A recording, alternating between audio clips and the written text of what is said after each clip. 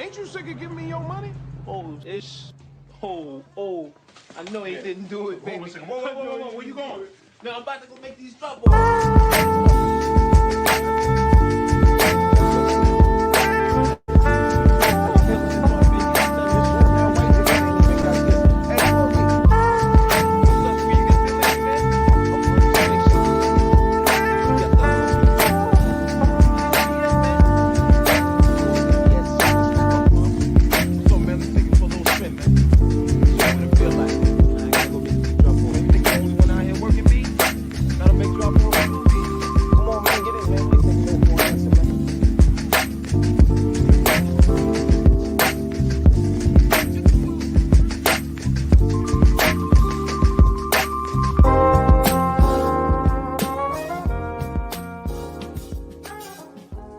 Yo, what's up, y'all? This is Bradley D.L.O. Thomas. I'm a marketing professional by day, poet, MC, producer in the shadows. So I'm going to pass the mic. Hey, what's up? It's your girl, Opal Elisa. I am an author, poet, MC, and by day, I'm director of multicultural business strategy for a large financial company. What's going on? It's Corey Whitmore. I don't even know what day it is right now. I wear a lot of hats, so I'm not sure who I am today.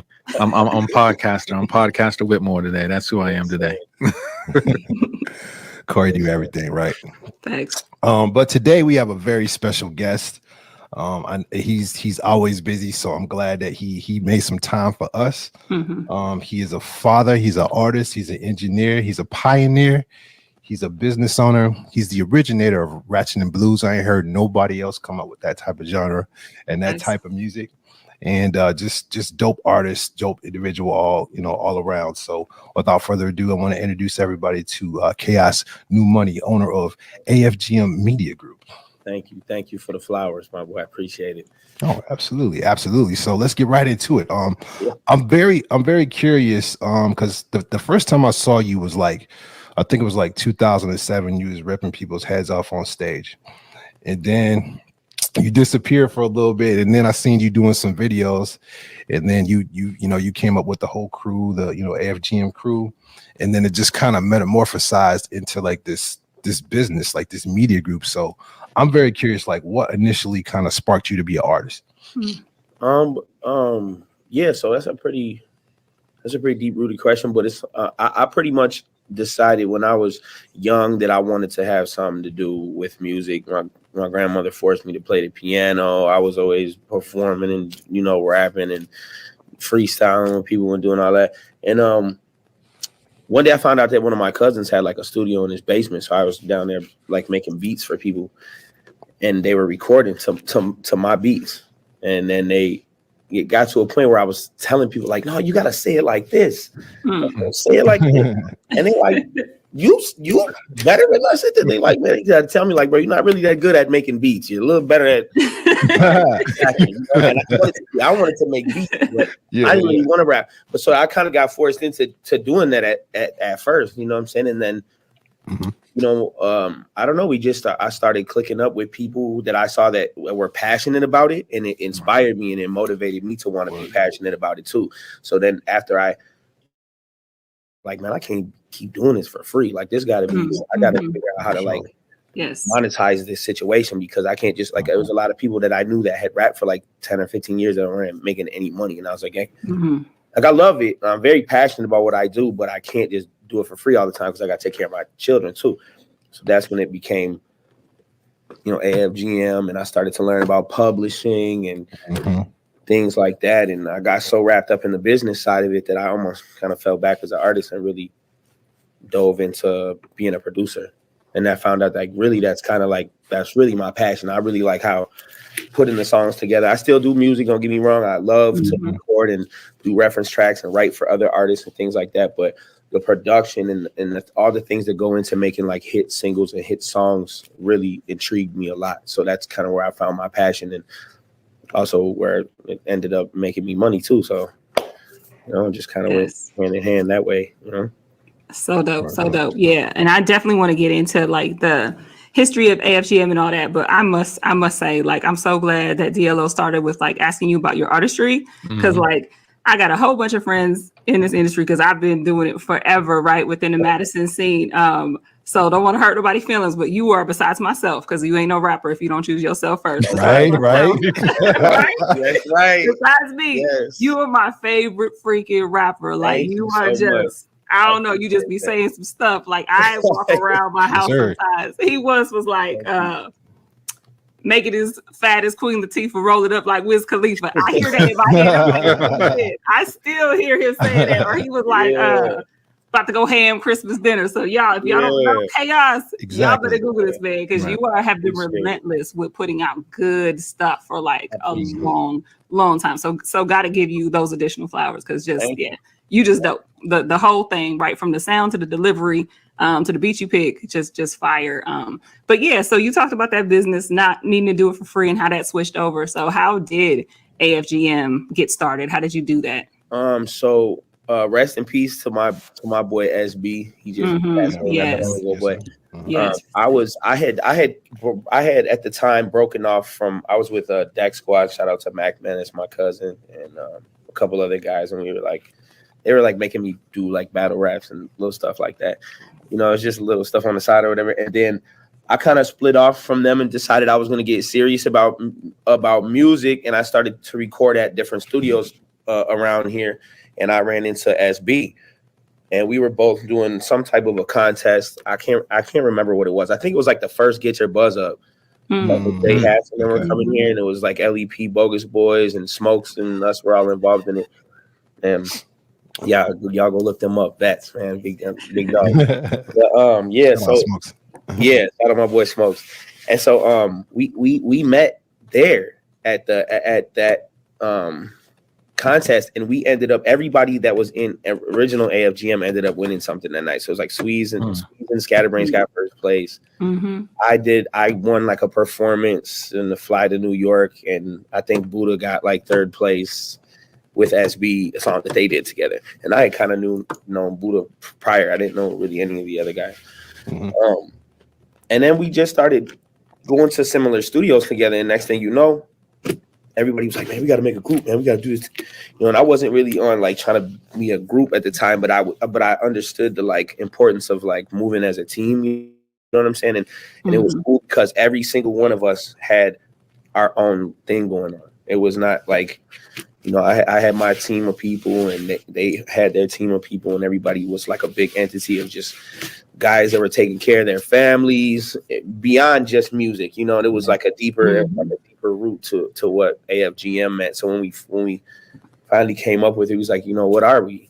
I was like, well, I'm like, we just a few good men, you know what I'm saying? So then he's like, oh yeah, AFGM, it sounds right, it fits. It's not. It doesn't sound too stuck in one genre of, you know, everybody can be a part of what we got going on. And it became a family because everybody who was involved with it was passionate about whatever it was we were doing at the time, whether it was Squeeze's show or a Scatterbrain's show or my show or something for the community, or we were trying, whatever it was, everybody was passionate and came together as a family to do everything that we did. So we just continued to move that way until everybody, you know, had ended up, you know, unfortunately kind of just going their own way. Not necessarily unfortunately, but, you know, everybody's doing their own thing right now. Shout out to all of them because everybody's doing well with what their niche is right now. And this just happened to be mine, you know. So I just took the AFGM brand and I just ran with it. Yeah. That's what's up. That's what's up, man. So I don't think we've like met like sat down and talked. Like I know as you've been through the studio here with Sheena and we've crossed paths, and me being in Milwaukee before coming out here, like some of your shows and flyers would be stuff that would pop up in the feed when we were looking at like, man, where do we go in Madison? How do we try to break in Madison? We were following a lot of the places that you were trying to go and see, like, oh man, see if we can fit in there. For sure. But I think we've both done a lot of similar things in different areas. And I think like bro, musically you're talented, but you are a great a business mind. And I really respect that, and I really followed that and looked at all the things that you've been able to add on. And I think for a lot of our listeners that are always looking for like those business or entrepreneurial things they can pick up, can you tell us about some of the skills you've learned and acquired, now transitioning from the artist to now the person that's running the media group, that's not only putting out your own art but managing other people. Because when you tell people like, oh, yo, I run a music group, or I run a record label, they look at you as like, okay, I don't know what all that means. Right. Yeah. So like you said, I wear a lot of hats like you. So I do 4 or 5 jobs at once. And that's where what I think set me aside from some other people is that I was willing to do whatever work that needed to be done. It was super, and it was really difficult in the beginning because nobody really wants to give you the game and tell you how to do things properly. You got to figure it out on your own. And so you got to mess up a bunch of times to actually know, okay, I should have done this way, and I should have done this way. But like my biggest advice with anybody is, and what I tell most of my artists too, it all boils down to the same thing. It's like, you gotta be as prepared as you possibly can, right? So like if there's something that you think about, like, oh, I should do this because this will help me in the future, then you should do it. You know what I'm saying? Whether it's small or big or whatever it is, every single day when you wake up in the morning, you got to do something, even if it's really little, that is towards your goal. You know what I'm saying? Whatever your goal is at that time. And then another thing is like, why we wear all these hats, right? Sometimes you got to break it down. Like, okay, I'm just going to be a producer today, and I'm going to do everything I got to do to figure out how to be like the best producer I can be today. But tomorrow, I'm going to have to sit down and do the publishing thing and figure out how to, cross all these T's and dot all these I's on the publishing side. Because when you're trying to do a trillion things at once, you spread yourself a little too thin. I've burnt out a couple of times trying to be that guy, And so that was one of my biggest lessons, was like staying consistent, but being prepared so that I didn't have to keep chasing all day long. You know what I mean? Right. Like, Yeah. So I mean, yeah, that was the biggest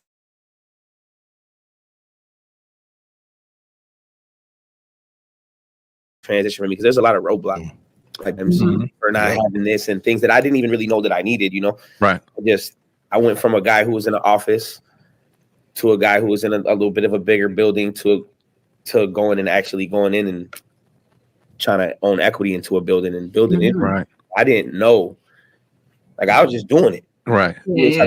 Fake it till you make it or whatever. I was telling people whatever they needed to hear to get me to the spot I needed to get to. Right. And then I figured it out once I got there. Wow, you know what I mean? So I was playing a lot of chasing around where I should have probably sat down and said, there's a game plan. Let me do it this way. Let me do it this way. So then the past couple of years, that's really what I've been transitioning into, like moving properly. You know what I mean? Just planning it out, just setting it up, stacking your money, worrying about the extra stuff later. Right.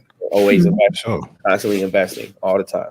Where does that motivation come from? Because I find myself as well, like, burning out. Like last December, I was burnt out. I had just gone to Disney with the kids at the end of November. I'm thinking I'm coming back, and I'm burnt out. But for people to keep doing it, and I think other people are looking for, what is that thing? What is the motivation that says, yeah, I'm on my last limb, I'm burnt out, but I'm still going to come back tomorrow, show up at the studio, show up at the office, and then start to grind again? Right. Where does that come from? For me, it comes from my grandma always used to tell me, like, man, it could be worse than this. Like I could have to go to, I could have to work somewhere where I hate going to work every day, hate being around every single person that's in the job, just depressed because I don't really want to be here. It's not really what I want to do. Right. But that being an entrepreneur, you have to remember that we do work a lot harder than most people. Yeah. We also get something that's called freedom. You feel me? Freedom is what success is. You can't like put a dollar sign on success, like say, $1 million and I'm successful. Right. $1,000 is success to somebody who has $0. You know what I'm saying? But to us, we couldn't even probably pay our rent for that month off $1,000. I think about like success is like freedom, right? To being able to say, like, tomorrow I do not want to go to work, and I need a second to myself, and you can do that technically. Right. Yep. Without like losing everything. You know, some people don't have that choice. They have to go to work tomorrow. They're going to lose their job. Their kids they got to go to a place where they struggle. I love to go to work.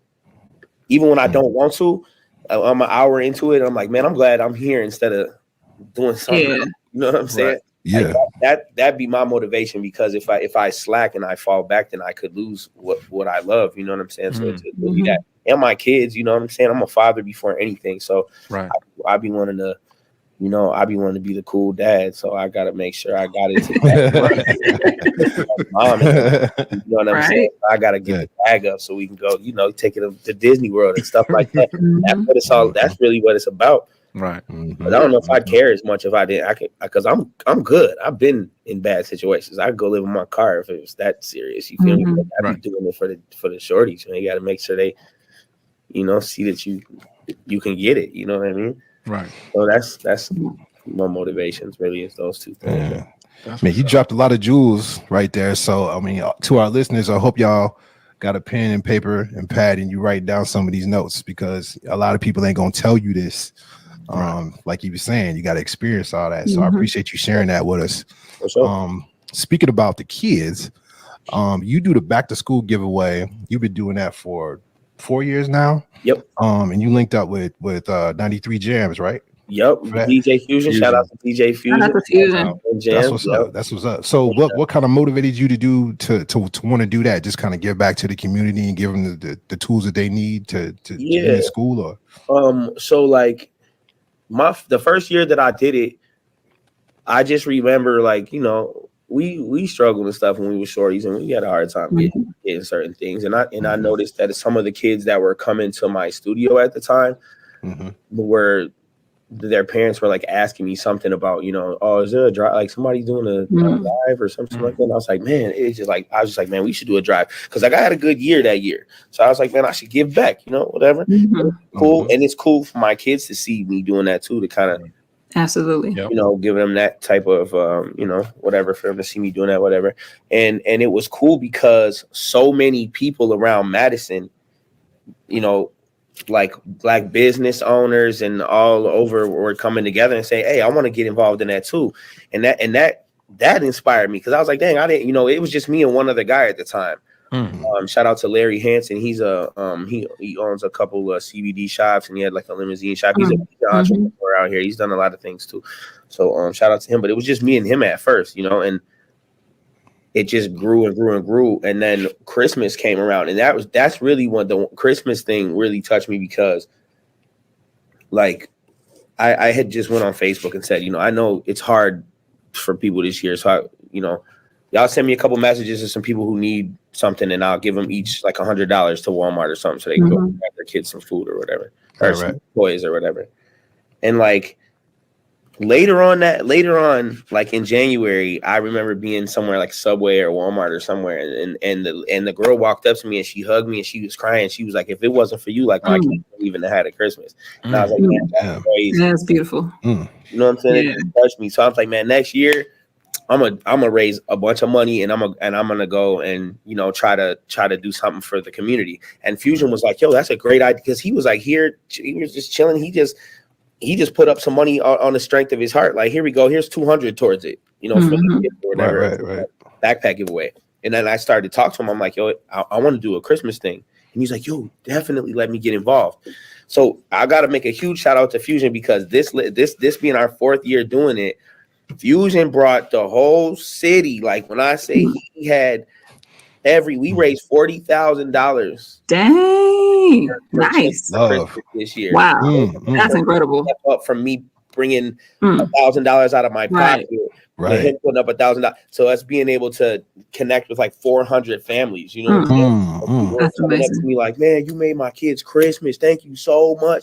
Like that just be hitting my heart, man. I love to be able to even do that. So it just gets bigger every year. And Fusion really put his foot on their necks this year, man, because he just reached out to so many people and made it so big. And people just love to, you know, once you get successful, especially if you somebody like us, like, you know, I didn't really have a lot growing up. I'm not gonna say that I was necessarily poor, but we didn't grow up in like the best of conditions. We needed help too. So being able to give that back when you have it is it's an amazing feeling. You know what I'm saying? I love it.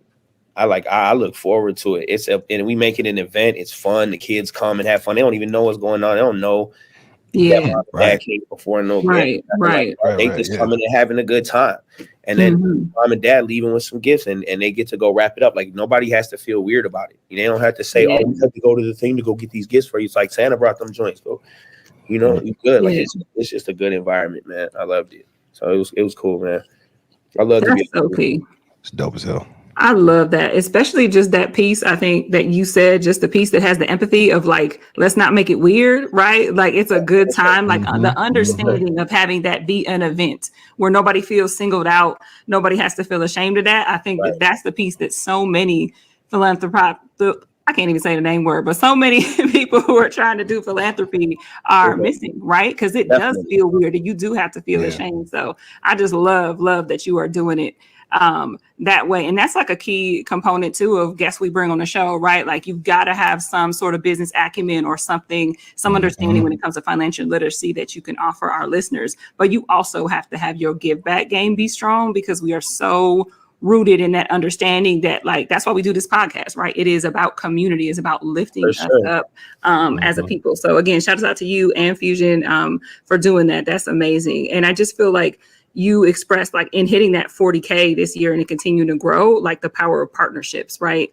And how much that is and how beneficial that is to any business that you do. So I think you're really good at that. You also spoke on how for AFGM, you still keep in contact. And I know all y'all are successful in different states doing amazing things. So how have you been able to nurture those relationships and continue to have partnerships that are authentic and powerful as you've grown and continue to evolve as a businessman? For sure. And I know you know this, but keeping the relationship strong is a big part of being able to do business, right? Networking with certain people. I always break it down to, I can break it down to some street shit. It's like we outside and, somebody selling dope or whatever the situation is. And you can't just walk up to somebody and say, "Hey, bro, I'm really, really good at selling dope." Right. I gotta know you. I gotta know your background. I gotta see the type of person you are. You calling me when I need something. You like, "Hey, bro, I got you. Don't trip." And now we've built rapport with each other. I know what type of person you are. Like it's the same thing. I got people like connections with people that work at Capitol Records. I see on Instagram it's their daughter's birthday. I call. I shoot them $100 on Cash App. Here, this is for Haley. Happy Merry Christmas. Happy Thanksgiving. I just try to be the person that I would expect people to be. Me.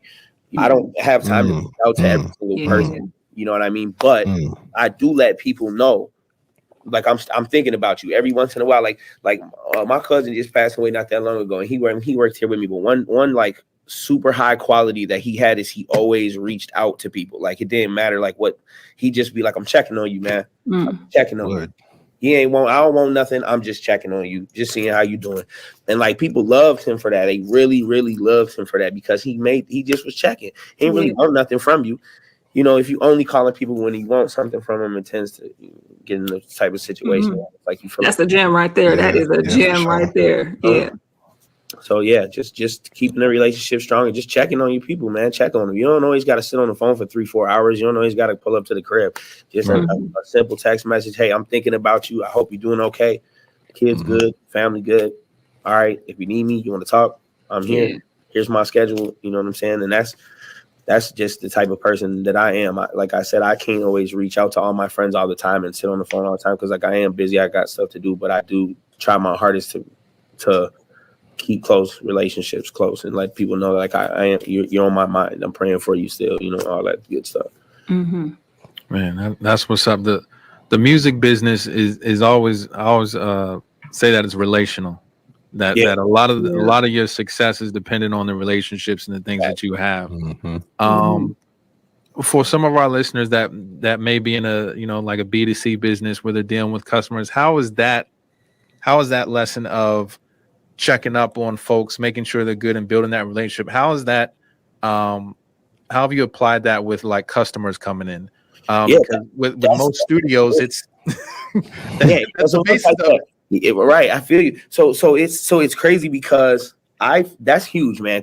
Staying in contact with your customers is a big deal. And when I come here, and that's why I always say, like, I try my very hardest to stay in good spirits and be keep my vibes up when people are in here, because I know you come into the studio and you want to make that record, and you know I'm trying to match that energy with you, so you feel good about coming back. Right. And so when you come in here to do your record, you know, I'm gonna treat it like it's my record too, right? So I try to. My biggest thing, man, one thing I learned, man, is when people come in here, I turn my phone off. I put it over there to the side. That's my girl be texting me about making me mad, and now I'm doing this during your session. Right. Yeah, you want to record it again, bro? All right, here you go. Instead of being like, all right, let's get it. You know what I'm saying? I'm trying to stay in more with you, so I just try to be personable with my clients and like let me know. Like communication is really the key. Like I when they come in here, hey, and they ask me, well, what do you think I should do? I'm giving you my opinion, but we're gonna do whatever you want to do, baby. It's your money. I'm on your time. You know, so I just try to stay open. Right. That, you know what I mean? I'm open. I'm like, you know, I'm on your time. I'm on whatever you want to do. I'm here for you, you know?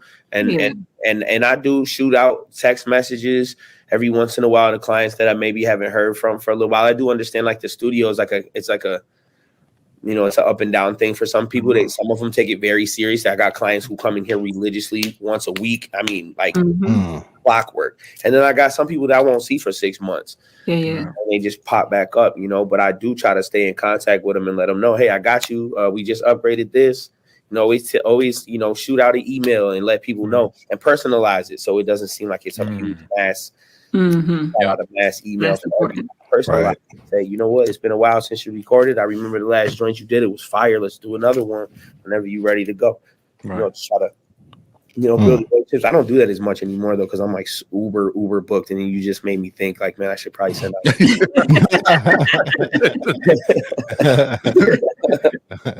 But that was a common theme. Like it makes me think of the interview we had with Keon talking about customer service and that relationship and that interaction and how that's so important. Shout out to the bottom line, man. My boy, that's my boy. I love doing business with that guy. He's a good dude. He did all my merchandise, by the way. So shout out to BLK Printing. There. Oh, that's what's up. That's a company. That's dope. I recommend them 10 out of 10 every time. It's proven right there. Right? What he said on the episode, we got a happy customer right here. Yeah. Definitely. Man, that's a beautiful thing. So I'm assuming, based upon what you just said on how you deal with customers, how you deal with people in general, I like how you have a subscription-based studio session model. So actually, I've never seen this before. So is that like, how did you come up with that? That like something you was now like, oh, I need to be something for people who are always coming in here and give them a little bit something extra. Was that the thought process behind it? That was kind of what it was. I had like 2 or 3 clients that were they were always in here and they were asking for deals, and I was giving them a deal because they were booking so many hours at a time. But the biggest thing was that my studio specifically offers a lot of accommodations, right? Because like I'm a Black-owned business, I'm on a busy street, and I hate to have like people going in and out all the time. And we got 6 hours of work to do, 8 hours of work to do. So I try to make sure everything's here for you, right? With the subscription base, it's like when people are doing 8 hours, I offer food. I have a tobacco license here. I can sell tobacco products. Nice. I have pizzas in here. We got vending machines. You know, we have VIP things in here for people who don't have to leave. You want to have a drink or whatever. You know what I'm saying? Nice. You know what I'm saying? So that's subscription based. So really, where it came from was just I was listening to a podcast and I think it was like Mark Cuban or something, and he was like subscription based is taking over the world. He was like, everything is subscription based now. And I was like, man, yeah, okay, that's probably how I should like model this. You know what I'm saying? Because people who are constantly coming in here and the prices are like tipsy turvy because I don't really know. Like, all right, here's a base. And the biggest thing that locked me in on this was people who say how much to do an album. Like project, yeah. Right. Worst thing ever. I don't know. Like I cannot stress to you enough. Any engineer who's listening or producer or whatever, do not get wrapped up in that situation because you don't know how long it takes to do an album. Exactly. 12 songs turns into 15 songs, 8 songs turns into 12, 1 song turns into 8 days of mixing. Like, you don't, like, it's so crazy. So what I say is, instead of you doing an album, it would be more beneficial for you to get a platinum membership, because then you could probably finish your album within the platinum membership. Right. And now we're locked into a contract where we both know what's going on. Right. And you don't expect something from me that you're not going to get, and I don't expect something from you that I'm not going to get. That was the biggest thing, is like communication. Because I have like a 90% return rate from most of my clients over the past like 3 years, right? So I had problems with 2 clients, and it was the only 2 clients. It was because I did projects, and they were expecting me to do a lot of work that I wasn't getting paid for. And don't get me wrong, like I have no problem like helping you get your stuff together. If we got to spend a couple extra minutes or hours on making your sound perfect, I'm cool with that, because I'm passionate too. But you're not going to have me in here doing 12 hours of work for free, and I got kids at home. I can spend time with my children. Right. So that's what got me in subscriptions, like things like that, to just really help people who wanted to do more for less. Because I understand, man, it's expensive to like be in the studio all the time. So I want to give those deals out, and I want to have the accommodations here. Like I got a couple Black businesses that cater food here. So if you're a VIP member, you let me know. I'm going to be there on Saturday, and I'm going to have 4 of my guys with us, and we want to get this and this and this. I can make sure that the food comes and is delivered during your session, like things like that. So it's really accommodating. You don't have to leave. You get here, you don't have to go nowhere. You can sit down and be at home for the next 8 hours and really get into the music for real. So that's like kind of what that came from. Yeah, that's so dope. Like, I hear so much innovation in that, right? Because I have I know that subscriptions are taking over for many, many industries, but I've never heard about that like within a studio, right? So, I mean, when you're talking about the food, taking care of everybody, that being all inclusive, I haven't heard of it before. So where do you get the courage to innovate like that? What does it look like for you? Is it a lot of test and learn? Is it just you? Is it, do you have a support system of folks helping you? What does that look like to be able to do that, taking it from an idea to something that's real? Yeah, I don't know. Like, I feel like that's really what it is. Like, right, we all got good ideas, right? The difference is like some people like execute them, and some people just like talk about it. They just have an idea and it sits there, and then they just say, "Oh, I was gonna do that," and then they don't do it. So I just be trying it. If it works, it works. Because like when I first started, nobody had a subscription. Nobody like know that. They were like, "Oh, this is a lot of money to pay." And I'm like, "Well, here, let me break it down to you. Because what you're doing right now is you're paying full price. So over this past 2 months, you've paid twice what this subscription is." And then I got to the point where I was like, thinking, I don't know why I'm even trying to push this on people, because I'm just losing money every time I'm doing it. It doesn't even matter, But I'm trying to help. You know what I mean? Right. Over the time of me introducing the ideas and it looking cool, I found out what worked and what didn't work. A bunch of trial and error. And I do have people that are support. I do have a support system that shout out to my mom and my granny. I always kick ideas by them. My cousin, my girl, even my kids, everybody that's close to me, I'll kick ideas like, "Hey, what do you think about this?"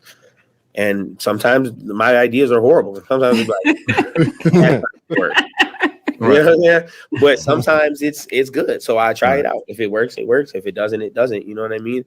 I've failed a million times, but it was nothing compared to like when I hit for real. It was like, okay, cool. Yeah, it be the kids, like, at least in my experience, like my daughter be coming up with some genius stuff, or like they'll just point out something that like it's so obvious once they say it, and it's like, okay, so I love that you're listening to the next generation. I assume your kids are also seeing you do your thing, like you mentioned before. You're able to take care of them, but they're also seeing like the work that you're putting in, and that it is possible to build your own. Most definitely. Yeah, my oldest son, he just turned 17 and he wants to have a detailing company. So we're gonna let him get one of those in the back of the studio, and so he can set that up. But he's an entrepreneur too. He don't want to go work for nobody. He wants to work for himself. So I'm trying to teach him out. It's difficult. It's hard at first. Everybody thinks it's a sweet run. It's like, I went 4 years and I'm making no money, man. Like that's not fun. Right. For nobody. You know what I'm saying? But this was my dream. You know, I followed it. I always wanted to get paid and be involved in music the way that I am right now. So it's beautiful to me at the end of the day. If I don't, because it's like, you know, DLO, you already know that you're like, be doing it I'd be doing it if I wasn't getting paid. So Absolutely. like I had to figure it out. You know what I'm saying? So I could, because otherwise I'd just be spending my money. I remember having a studio. I had a studio on the west side, and my girlfriend at the time was like, man, like, why don't you like record other people? Because like you have a full studio in here. Like you make no money. She's like, I see you like spend like $5,000 on like a setup and speakers and you don't record and you don't make no money off it. I'm like, I wasn't in that mindset. I was just trying to record myself, and I also was. I wanted to mess up my own music a million times so I could get really, really good before I started to tell people, "Hey, I can record." Yeah. Right. You know, No doubt. Smart. Words of an entrepreneur. Yes, sir. Talking about failing and I failed. I don't know how many times, but I'm getting right back up, and I'm gonna try another way. For sure. So that's what sets you aside, man. You know what I mean? Like, because I was talking to Scatterbrains the other day. Shout out to him, man. He just signed like a crazy distribution deal with like Slamerican or something. Shout out to Scatterbrains. Yeah, for sure. Yeah. But he was like, you got to be crazy to do this. You got to be like crazy to do this, man. Because he was like, people just keep telling you, no. Yes. Can't do that, and you just keep going anyway. Like that's a little bit of insanity behind that. You know what I'm saying? It's like you just keep getting knocked, you just keep getting your ass beat, you just keep getting back up. That's right. But that's the entrepreneur spirit, man, and that's why the rewards be so much like strong. Exactly. Right. Exactly. Yeah, you paid them dues.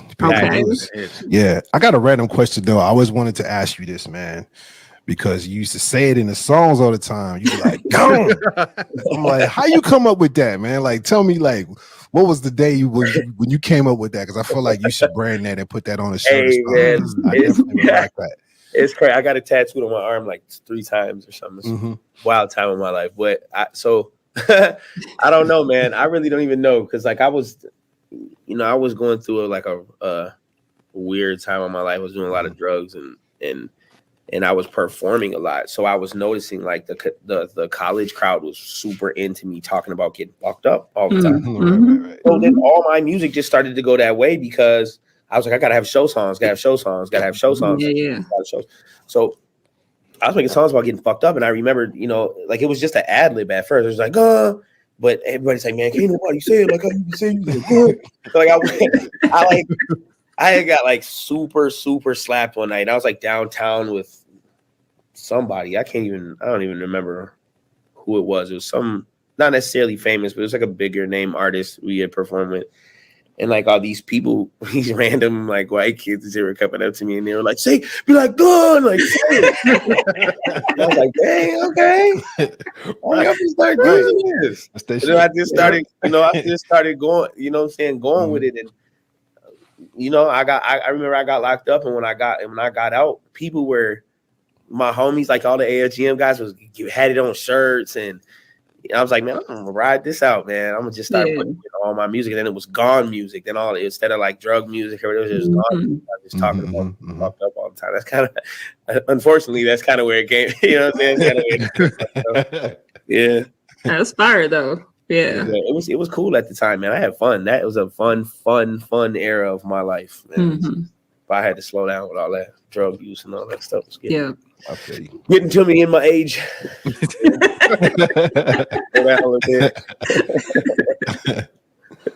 Yeah, no, that was a good time though, man. That was a good time, man. I noticed too you doing the Plug project. So yeah. Can you tell us a little bit about that? I feel like you always doing something. So, but like, I'm trying to stay busy and keep people engaged and stimulated over this way. But I wanted to I wanted to give like an artist an opportunity to like take a big step in what they were doing, because I got all these plugs in these different areas with different people that I know that I can't necessarily use for myself. You know, people who want me to still be an artist, and I'm like, I'm just not. I'm sorry, like I'm not that type of artist. I'm not about to be going and doing shows and doing all that stuff. I'm a little old for that. It's personally, that's just how I feel. You know, I'm still release music and put stuff on streaming platforms, but I'm not about to like really be pursuing a music career, right? So I have a lot of plugs in that area though, and I wanted to share them with people. You know, I tell people all the time, oh, you know, it costs this and this much to do this, and I can put you in this position. You just have to, you know, you just have to pay it for it on your own, and you can have it. Like I don't need any recognition or anything. But I noticed that, you know, people come in here and spend a whole bunch of money on a project, and then they don't really have a lot of money left to advertise it or promote it or to market. So then they don't get to actually see the real results of their music, right? Because now you're discouraged, right? Now you think, oh man, I'm not that good, because people didn't vibe to my stuff. But what they don't understand about this is that nobody's gonna see your music if you don't market it, if you don't promote it. It's just I mean, it's like you drop you off in the jungle with a kilo of cocaine, right? It's like the best coke in the world. It's just worth so much money, but you're in the jungle and there's nobody there who you gotta figure it out how you just a broke nigga with a brick of cocaine. You can't do nothing unless you find the places where people want. So you have to you gotta give a little bit out. You might gotta buy an airplane to go fly somewhere else. You gotta invest and figure out how you're gonna get the dope off it. I explain it to a lot of the street niggas, like, bro, your music is the dope, right? And you're gonna have to do what you do to try to sell it. You're gonna have to give some samples out for free. You're gonna have to go to these places where people really appreciate your music. Madison, Wisconsin, unfortunately, isn't like the mecca for hip hop. Facts. You're gonna have to go out and experiment. So I used the plug project to take a lot of my resources, right, and put them together and hopefully give them to one artist who could use them. You know what I'm saying? So shout out to Prince Savage, he's from Chicago, but he moved here a couple years ago, and he was super serious about this. And I told him, I said, hey man, I got a raffle going on, and I'm doing a buy one get one on Christmas. So I'm only selling 4 tickets to each artist, but if on Christmas, if you buy, you can get 8, you know, if you buy 4. He did, and he won, you know what I'm saying? Because he had more tickets in there than anybody else. So he's super serious about this, and he didn't have any merchandise. He didn't have any, you know, placement, and he didn't have any, you know, I knew that he was really serious, but he just, you know, he invested his money and he won. So I was giving away 93.1 jams, placement, and interview with DJ Fusion. Shout out DJ Fusion. DJ Payne 1 got involved, and we all know about DJ Payne 1. Shout out to Payne. So he's giving away 1 free beat exclusive for them. I gave away 4 hours of studio time plus free mixes and masters on all the songs. We got a guy who does social media promotion and stuff, and he's going to be doing free social media promotion and song placement, like live mixtapes and Spinnerella and things like that. I got 2 other podcasts interviews that he'll be getting. Shout out to Keon. He donated 12 garments, the person's logos on it from BLK Printing. Dope. And there's a couple other things that we gave too, but it's a big prize package worth like $35, you know what I'm saying? So I just thought it was cool to like try to use I had all those resources, plus I got like a couple interviews with some guys at Capital that are willing to come out and do like some critiquing and things like that. Like I had all these resources with all these guys that I really respect, all the people that I just named off, and they respect me too on that level. So it's like, I know that they're in positions to help out artists, and Fusion like is really into that, and so is Payne. Like people don't know, like Payne 1 be plugging. Woo. Yeah, you do. Yeah, you do. And he puts the work in too. Like he's not only, but he's like a prime example of like, because he don't got to plug. He don't got to do that. His credentials is up. He don't have to do that, and he does it anyway. That's why I jam with them guys like that. So it was cool. Yeah, he gets a photo shoot too. Shout out 21 Images. So just a lot of things that will start an artist and give them a super head start, to push and move forward, you know. And then also on my side, like now he set a standard for himself. So he's gonna have to come hard the next time. And he's gonna have to do it again. You know what I mean? So it's a business move for both of us. You know, it really helped him out and push him forward. But it would also he can see the results of what my team can do for you. You know what I'm saying? So we want to come back and jam with us because we outsource a lot. If I can't do it personally, I know that DLO can get you together, Paying One can get you together, Opal can get you together. Like I know, you know, we know people and we will outsource. It isn't always about me making a bunch of money. It's about being able to problem solve. That's where businesses start to, you know, elevate on the back end. You know what I'm saying? So yeah, that's really what that was about, man. I was happy to do that, man. That was pretty cool. Dude was extremely excited, and that made me feel good. I'm like, all right, he's gonna go crazy. I love that. I love that. So like, and I love that you're doing it that way because that's one of the things that I wanted you to share with like our listeners. Cause I look at you as someone who is so good at the marketing, so good at like you had merch before it was really popular, right? And your social media presence has always been there. And you're someone who like, it's not just numbers, it's like the engagement. Like I won't say any names, but you got some die hard supporters, like legit, like they've been rocking AI stuff for decades. So yeah, what are some of your best practices? Because like that's not just for music, like that will carry over to anyone who's an entrepreneur, any type of business and industry. So what are some of your best practices? And also, how do you keep up with all that social media? Before you got on, we were just talking about like we all trying to do a little bit more in the new year because it gets away from you when you're doing the work. Yeah.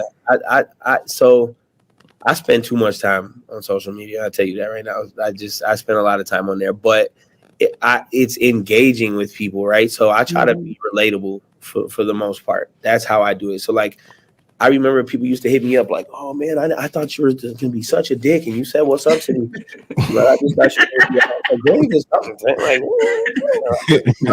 I look like a dick, like you know. But I just reach out to people. I ain't better than nobody. I'm not you know what I'm saying? I ain't better than nobody, and then I don't think anybody's better than me neither. Like about money that you got, that don't even mean nothing, you know. And I know people who got a real bag, you know, funny. You know what I mean? I don't treat nobody different than anybody else. And so my thing was always like really being personal with people who like people call them fans, and I don't even really like to say that. I just like to say like supporters. You know what I'm saying? I call my supporters. So I don't want to say fan because that kind of got a weird stigma, like, oh, he's a fanboy and all this. But it's like those people are my real supporters because without them, just a regular nigga just putting out songs and shit. Like, you know what I'm saying? It's until people start to see other people like fucking with you like that, like that. And so it takes people who aren't like scared to say, oh, I like him, I like his music. You know what I'm saying? And shout out to those people because it's like a weird stigma on like giving somebody their flowers or giving them their credit and saying I like that. You know, and I've always been one of those people. Like I give back. Like if you took time to listen to my music and you do music, I'm check your stuff out. Oh, damn, okay. Like, you know, I've always been that type of person. Like, you know, I put somebody's CD in and listen to it. I give you a play and stream because I do kind of want to see like, oh, okay, you know what's going on out here. So it's just about reaching out.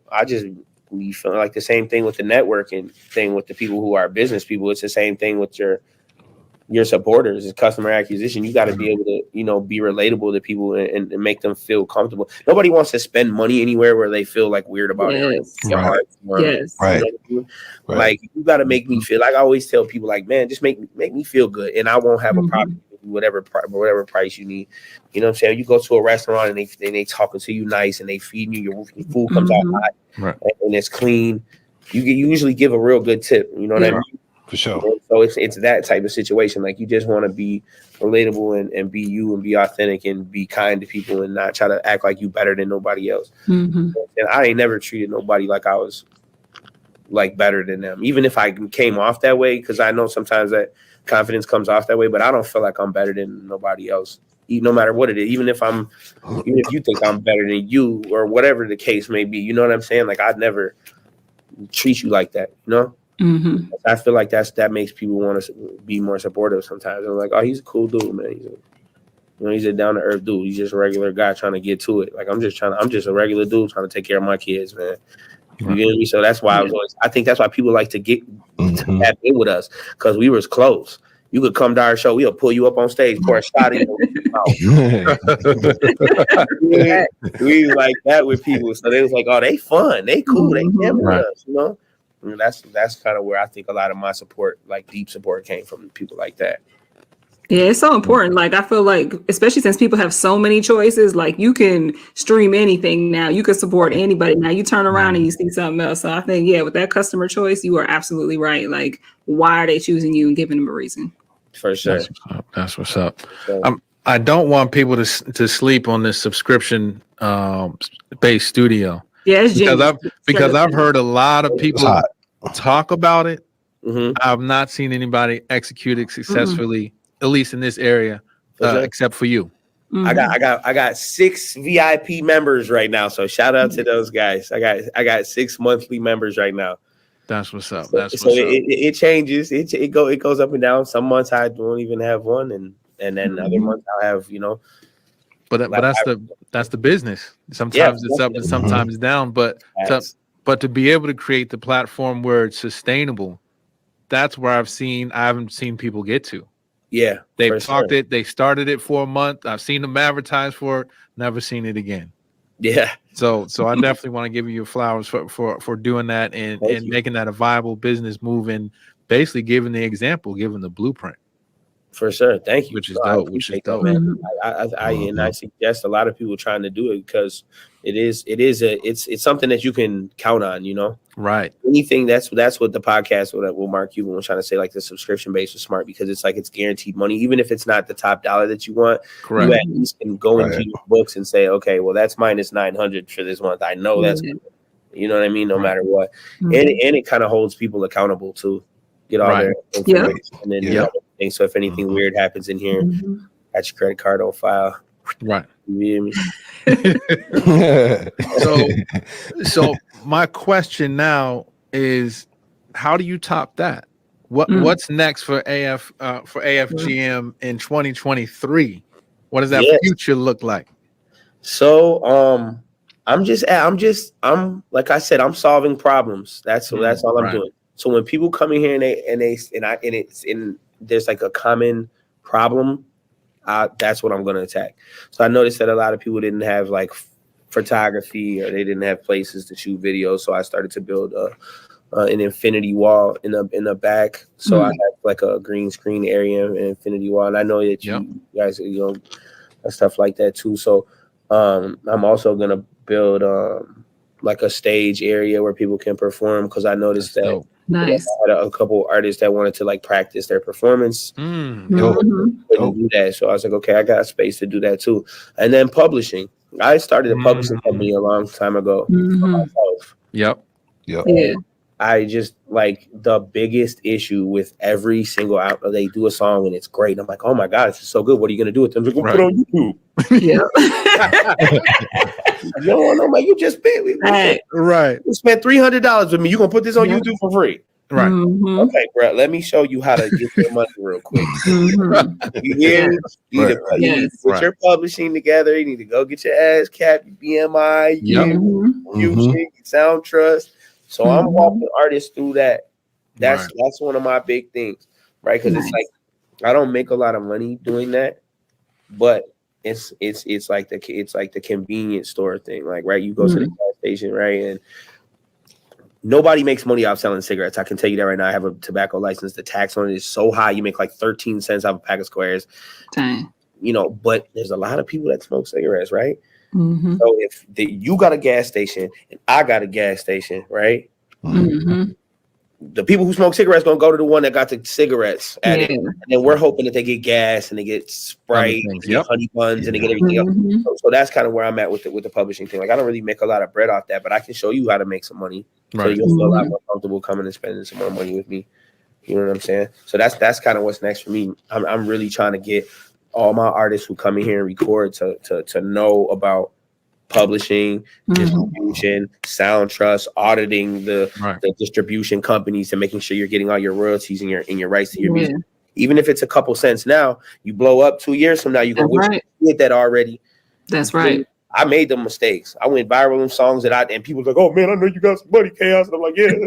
Nothing. Yeah. $0. You hear me? Nothing. 'Cause I didn't know. Right. I had Yeah, too much yeah. to go to ask people, how should I do this? You know, I didn't want to look like I didn't know nothing. You know, so Yep, I'm yep. putting niggas in game right away. Hey, bro, do you own this music? Do you have a distribution company? Do you have your publishing set up? Like, woo, Right. you know. So that's where I'm at a lot this year, and I was a little bit last year too. But I'm really going to go hard on that. People owning their music. You know what I'm saying? Yeah. Is that the evolution of the audio engineer now, where it's not just I'm getting your song right, but I'm actually putting you on game when it comes to marketing, when it comes to your PROs, when it comes to actually the trajectory of your career. Yeah. Because the A&Rs are far gone. Yeah. and has some of that development fell on the engineer or the producer now. The producers. No, you're right. And especially people like you and me, people who like actually like, you know, have buildings and have like, I don't know, like a history with it. You know what I mean? I know there's a lot of guys back in the day, like when we were rapping like real young, the guy, it was just like, not to be rude or anything, it was just like a white guy who went to MMI that just was like Facts. True. Facts. Exactly who it was. Now you already know. Yeah, right. So now it's a little different. You got people who are vetted. I've been recording for 16 years. Yeah. So I know certain things that a lot of people probably wouldn't know, and I feel obligated to like give that knowledge out. I don't know what it is. I just feel obligated to tell people, like, you know, you should do this. I'm not going to hide the sauce from nobody. You know what I mean? But I think you're right, dude. I think that is the thing, because a lot of producers now they got some skin in the game, and they know, they're knowledgeable. We're wearing a lot of hats. Like, you know, you go to these big name studios, and there's one guy that presses the buttons, and there's another guy that mixes, and then there's the producer. You know, but we're all three of them. Yeah. You know what I mean? Right. Like we're all three of those people. So you start to gain different knowledges, and you start to learn different things and different moves. And I hear people talking. I have a lot of famous people that come in my studio too, and I have conversations with them. Yeah. You know, we had NLE Chopper in here, we had Twista in here, Kasky in here, Tresh from Naughty by Nature. We had a bunch of different people in our studio, and I pick brains. Right. Right. That's the value. You know what I'm saying? I ask a lot of questions. Like, so learning is everything, man. Knowledge is the key. Figure it out. So if we got it, you know, let it go. But yeah, I think you're right. I think producers now are the new A&Rs, man, because we're the ones that has the close contact with the artists. Right. Yeah, I love hearing the passion though, man. It just you talk about how you giving back before you. Yeah, that's that give back. You know what I'm saying? Like you learn to just give first, and then everything is going to come back in return. And you care about their career, but it's almost like, you know, I don't think it's almost like you care about their actual life, their well-being. You know what I'm saying? You know, as a person, and I think that goes a long way.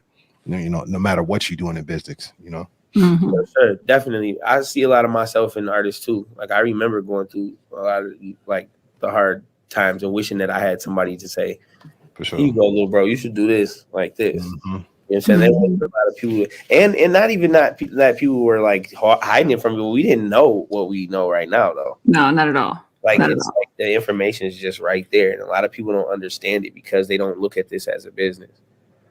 And I'm looking at it from that perspective, you know, because it's hard to do both. Like I realized that once I became a businessman, I lost a lot of my artistry. For me, that's how it works, because I got super passionate about business. Yeah. That's why, you know, you got these guys who you kind of need a team. You need somebody to say, hey, you know, I can help you out on the business side. Just stay making that dope music. Like keep your mind wrapped up in being an artist. I can help you on the back end. You know what I'm saying? Like obviously I want to be paid for my time, but I can help. I'm here to help. You know what I'm saying? If I can, you know. And if your heart's in the right place, God gonna work it out for you, man. I'm just, you know what I mean? That's what it's about. Thanks.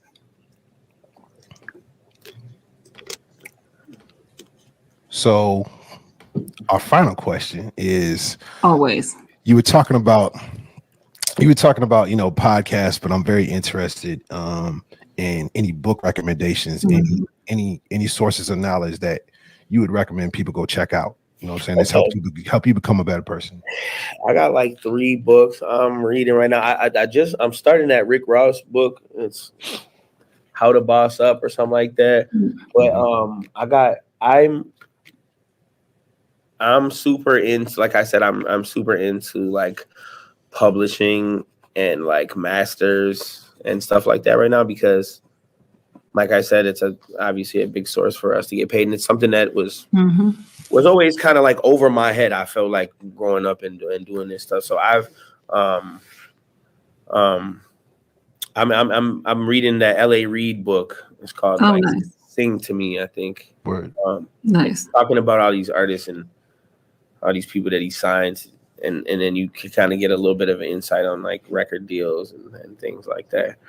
But those are the books that I'm reading right now. Nice. Just me personally, the Rick Ross's new book and the L.A. Reid joint. I got those on my table right now.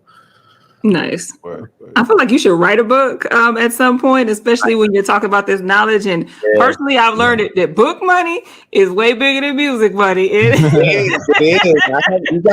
We got two books published under our company, and nice. One of them was like a cookbook. But yeah. You should share that with us or with our listeners, because we would love to plug. For sure, I wish I had. It's been a while, so I don't actually have the names with me right now, and I feel bad. I don't want to like. No, it's all good. Just send it our way. We'll put it in the show notes. For sure, awesome, definitely. That's dope. Well, man, thank you guys so much, man. This is really cool. Y'all platform was awesome. The intro was super dope too. I'm like, okay, they got all set up. It's super fire.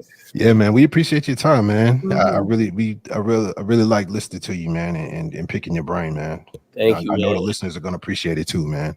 It means a lot to me, because y'all know y'all like I've always looked up to both of y'all for real on that, especially on the music side. You know what I'm saying? When I came in, y'all was already doing the shit that I wanted to do. So it's always I always appreciate the interaction between both of y'all.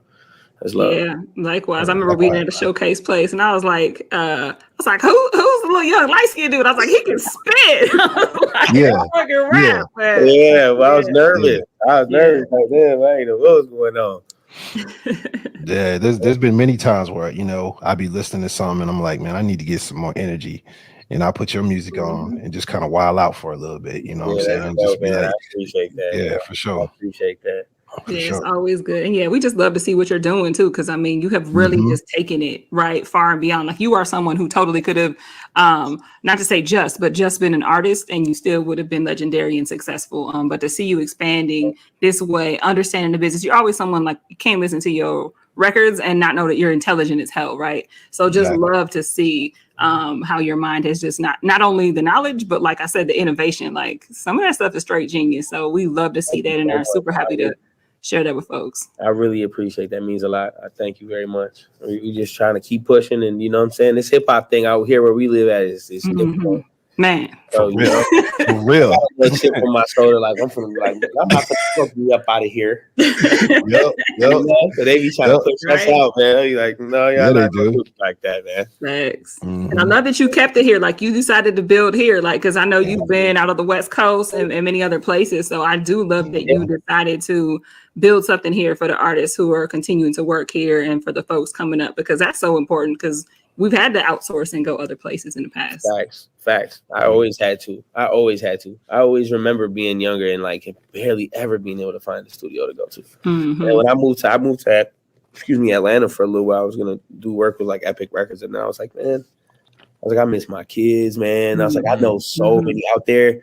It's just like it doesn't matter as much. Everybody's rapping and stuff. Like out here, it mattered so much more, because people just were like, dang. They come in here like, oh my God, I didn't even know this was here. There's a million of these in Atlanta, though. Right. They might not do it like how I do it, but it just means it's just more important here, because it's needed so much more. You feel me? Like, we don't have that, so it's like it means more to me. You know. That's what's up. You taking interns, man? I am. Good. We'll shoot your shot right now, just in case we got some youngins listening. So you got, but if you bring your ass up in here, Let me warn you first. I'm on your heels, man. Nah, but yeah, you gonna let you come in here and jam with me. I'm gonna teach you about business too, because that's one of my biggest things. Is like, our client base is a little rougher than some other people's are. That's three niggas coming in here who want to act up, and I don't really have those problems because I demand a certain type of respect. I let people know how it's gonna be right away. And I know I get a lot of interns in here who get a little nervous. And I be like, no, man. I be like, no, stand on their neck. Tell them they can't bring no guns or nothing here. We don't You got to tell them, man. Otherwise, they're going to do whatever they want to do. Right. Yeah. And I know that because I used to be that guy. People didn't used to want to support me. Boy, AFGM, what? No, it's 20 of them niggas. They used to hate recording us. Well, I be in there smoking weed and all. They used to be like, oh. I could tell, like, I used to be so annoying. I know they used to hate recording me, man, because I used to just be, and I'm so serious about what I'm doing. I'm like, no, yeah, put that right there. Do this right here. And then I got 10 of my guys in the back. I hate when people do that. Now that I'm an engineer, I want to call all my old engineers and be like, man, I'm sorry, bro, because I know it's hard to record me, man. Because I hate when they got like 4 dudes behind me and they talking and then they get in the booth and he's trying to tell me and they trying to say, hey, tell them to pause it right there and put a drop. I'm like, shut up. Can't even hear him. I see the food in the back. You know what I'm saying? Right. Go eat some food. Yeah. That's what's up. That's what's up. Man, let's plug that website. Number one, make sure y'all hit the website, afgmmediagroup.com. Is there going to be another one of those plugs coming up soon? Yes. So I'm going to give it like, I'm going to do it like every season or so. Okay. I do like 4 a year. Oh, dope. So we get some new things in there and a chance to showcase different businesses. Right. You know what I mean? So if anybody ever got some, like maybe get you guys involved on the next one and give out a podcast interview or something. Oh, yeah. For sure. It'd be dope. Absolutely. That'd be super dope. That'd be super dope. And just a way to showcase other people, because this is my hope is that, once they jam with the people that were involved in it, they can continue to do business from there forward, Right. And then my my hands out the way, and they can, they can reach out to you guys if they need anything. Reach out to Radio 22, whatever, and you guys can have a business relationship on that end and stuff like that too. So it should work out for both parties. But yeah, I plan on doing another one pretty soon here. Probably we're getting ready to set it up. So 3 months we'll get it together. Dope. Nice. That's what's up. So folks got no excuse not to reach out. We got the website up. We got the Facebook and IG. They doing plugs every quarter. They got the subscription, so you got to get involved with that. You taking more clients for the subscription, and you getting catering? From black-owned business. We got a menu. Right. We got a legit menu. You come in here. We got the little menus in here, so you can see what days they serve and what foods. And we got pizzas in here all the time. So we serve. We got the little $8 and $9 pizzas in here. You know what I'm saying? We just try to make it simple and easy for you. We got the snack machine in the back, and all that good stuff. So it worked for Google. It'll work for you. Keep them happy. Keep them in the building. Okay, you're gonna get a slide in there after a little bit. Okay, man, that's what's up. So make sure y'all check out the website. Make sure y'all hit them up on Facebook and IG. If you young, up and coming, looking for an internship, that's a great place to be at. You learn the full gamut. Not just the engineering side, but you learn the business side, and that's what'll make you dangerous. Definitely. So, man, we appreciate you coming on and being a part of this and joining us today. Thank you very much, man. I know I have fun. I know folks learned a lot. For those that are listening, I hope you all enjoyed it. If y'all trying to look for the visual, we got the visual up at youtube.com/radio22. If you got your Spotify, all the videos are now on Spotify as well. So if you like to see it, head over to Spotify, head over to YouTube. Make sure to follow us on our social media, IG, actually at BLK Currency, BLK Currency Podcast, and Facebook BLK Currency Podcast. And you can always catch it on the myradio22.com/BLK Currency Podcast. Bro. Let's connect on the plug whenever you're ready, and whatever role that we can play, let us know. For sure. We'll be happy to be involved in that and help with what you got going on. Thank you guys so much for the platform and everything. And anytime y'all need anything from me, definitely don't hesitate to reach out. You know, it's all love my way for whatever, whenever. So That's what's up. Yeah, That's likewise, what's up. you too. All right, y'all. To our listeners, we appreciate y'all tuning in. We'll catch you next time. Peace. Peace. peace. Ain't you sick of giving me your money? Oh, I know he didn't do it, baby. Whoa, where you going? No, I'm about to go make these drop balls.